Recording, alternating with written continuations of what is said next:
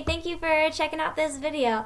All I want to do is to encourage you this week to work super hard to meet your goals. It's the first month of the new school year and you really want to start off with a bang. Some of you guys have done some work over summer and that has really helped you to have your units up this month. Some of you did not, but whether you did or not, you have a week left to really make it count, okay?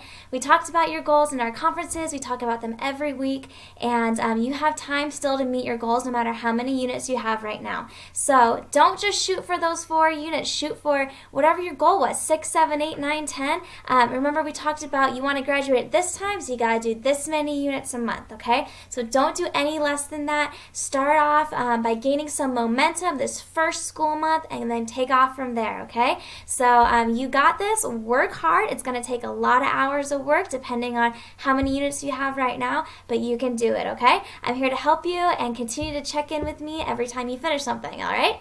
Thanks. Bye.